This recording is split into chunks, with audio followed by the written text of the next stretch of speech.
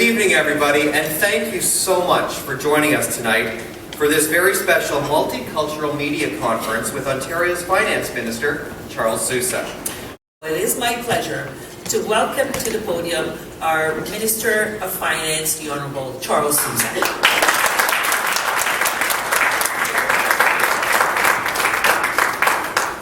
Well, good evening, everyone. It's a real pleasure to have this opportunity to have an open discussion about what this budget means, what it means to everyday Ontarians, what it means to our businesses, our economy, how we're going to create more jobs, provide for more security.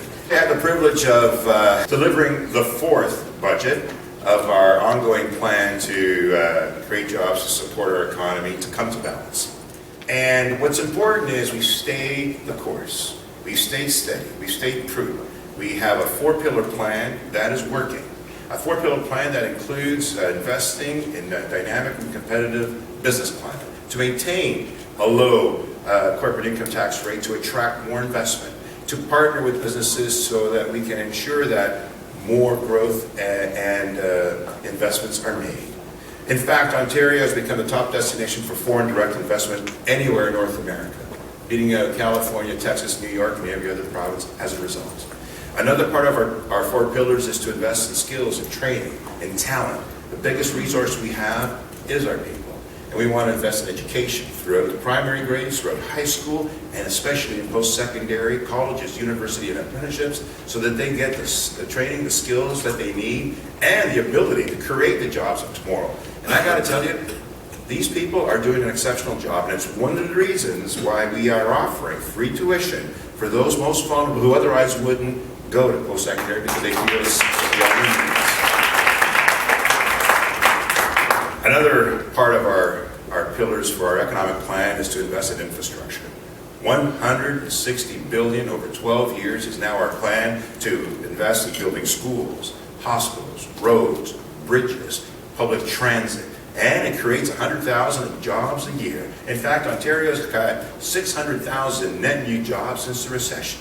That's net new jobs. And we have 320,000 more jobs coming forward over the next 36 months because of the investments and the partnerships that we put in place, and that enables us to be competitive long term. And it also means embracing the low carbon economy before us. So these are important investments that we make. And we have to maintain be cognizant of maintaining a fair society. A society that doesn't leave people behind. A society that continues to invest in healthcare, in education, and social programs. A society that worries about retirement security. Security for so many individuals, 60% of whom do not have a workplace pension in this province, and they're at risk. And it is one of the reasons why we must continue to support those endeavors so that we provide greater disposable income when people retire and less impacts on our social programs. And it's something that actually keeps us competitive, apart from the rest. So I'm very proud of the fact that we're taking that balanced approach. And underlying all of that is transformations in healthcare to make it sustainable, enabling us to continue to find savings and improvements for taxpayer dollars, to continue to inject and invest more in those social programs, in universal programs, and in public institutions. And importantly, above all, we must be fiscally responsible, manage our spending effectively, continue to look after the underground economy, which Loud Albanese is now going to have to be in charge of doing so. Last year, we sourced an additional $1 billion because of going after tax avoidance measures and grow the economy. And as we do this, we are seeing success. We are reaping the rewards of some of the work that we've done thus far. We are reducing our deficit to $4.3 billion, and we're coming to balance. We're coming to balance next year and the year following because of that work. And I'm very proud of the collaboration of our entire team to make that happen. And I'm very proud of where we're headed, and I'm very proud of the people of Ontario, frankly, who are the ones creating the jobs. These jobs are primarily full-time, high-value, high-paying in the private sector. These jobs are sustainable over time. So I'm very pleased to be here. I'm very pleased to have the opportunity to work exclusively with members of our cultural and ethnic media, because we recognize too that the communications and the efforts that we do can only be understood when we share them. And some of the greatest voices and the greatest impacts we have with our communities are all of you who are writing the stories and communicating them effectively. So thank you everyone for being here. First of all, congratulations on the budget plan, and I look forward to see Ontarians benefiting from it, especially students. I have a question about small businesses. You know, in the past 3 to 4 years, small businesses has been struggling. Is there going to be any grants offered to them, like for no interest or for lower interest rates? Around small business, the budget has a huge amount of work around the business growth initiative. It's what it's tagged as. And it is about finding support to work in partnership with small business, with universities. In fact, there is a consortium that's been established in the super corridor between London, Waterloo, Toronto, and Ottawa. And it is all about creating those hubs to enable those small businesses to have a greater support system within the academic, because those innovations will enable them to succeed. So institutions like Perimeter Institute, Quantum Research, or Communitech in Waterloo, which is an incubator, or Mars here in Toronto, or DMZ in Ryerson, for example. There's many, and we have venture funds and capital that's being allotted for them. They'll take that risk for a period of time. Then there's another opportunity of mezzanine type financing, those that are there for the long term. That's critical. Because what happens is those companies start to grow, they start to be sought after by bigger institutions. And oftentimes they go to Silicon Valley or to the US. We're trying to be a competitor there and enable that to happen here at home. And so there's a whole section of the budget called scaling up. So as those companies become mid-size, when they're at the most attractive stage of their progression, they're at most risk for being bought out. And so we're trying to find ways to avoid that to happen and to keep them here. And I've been having meetings with major institutions, both banks as well as pension companies, who are participating in minority share ownership so that those entrepreneurs and business owners get a chance to further succeed in the province. For families who has an income lower than $50,000, but they live in a house that values at $1.2 million, for example, and they are spending from their savings on their house, are they eligible to take free tuition for their children? Good question. Families of less than 50,000, and they have great expensive homes and bridal path. I'm exaggerating, but where it may be. They'll be assessed based on their income. They'll be assessed based on their ability to afford their students or their children to go to school. But then there are those students who do have affluent families and parents who basically say, you fend for yourself and you guys do what I have to do. I'm excited. That happens too. Or they don't get along with their parents, or they've been kicked out of the house. I don't know. So we're giving them consideration too, because we're not going to put any child or any student who wants to get an education at risk. They're all going to be supported one way or another. So they'll be evaluated accordingly. We made a commitment to reduce auto insurance rates over time. There's someone in this room who brought forward 2 private members' bills to institute so that we can get auto rates reduced, and that was Amber Bankage. And she was talking about this long before anybody else in our legislature was actually trying to fight for reduction in auto rates. So Amber, thank you for some of that leadership and enablement. And as a result, by all means, part of that is to find ways to fight the fraud, fight the cost of claims, and ensure that then the premiums come down. We have instituted a number of programs, a number of pieces of legislation that will enable that to take place. Some of it was delayed because of the last election. And that's unfortunate because these things take about a year or so to institute over time, so that the consumer gets the benefit of the legislation that we're putting forward. We have looked at dispute claims, the resolution claims, to enable the victims to get settlements more quickly. We have provided very generous benefits in Ontario, much greater than any other parts of Canada. Even when you look at the work for those that are hurt, they need to know that we're going to continue to support them when they need them as quickly as they need them. So that's been included. But primarily, we must make certain that there are no how should I put this? There's a lot of gaming in the system. It's unacceptable that claims in Ontario are 10 times more expensive than they are in Alberta.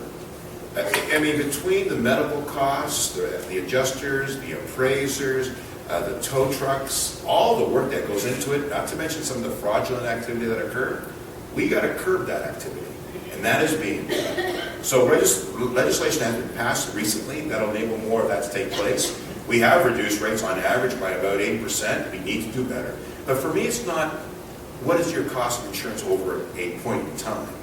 We want it to be lower on a sustainable level. Some will say just force it upon insurance companies. Well, insurance companies, and we are in a competitive environment and in a democracy, they are private enterprise. Federal governments preclude us from putting any respective companies in a bankrupt position. That's just illegal. We have insurance companies that are reducing their rates already by 50% and more. There's 120 insurance companies competing.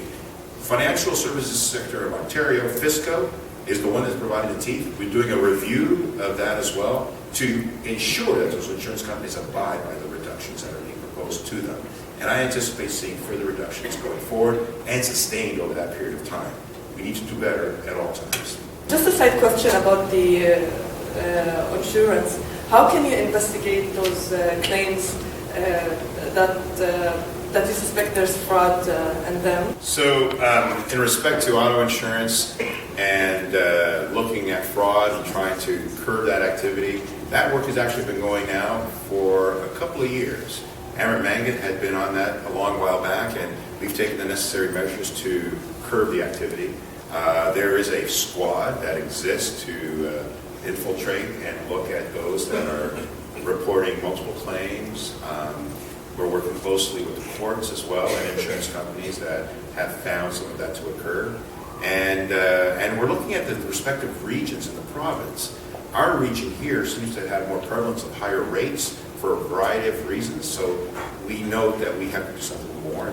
And we're taking those steps, and it's starting to prove it. It's enabled us to have lower rates. So we have an arrangement with Fisco, with our financial securities advisors, to look at ways and to provide you with a contact point, and to enable those insurance companies to also have a contact point. What I need and what I want the Ministry of Finance to do is be more customer, more consumer-oriented.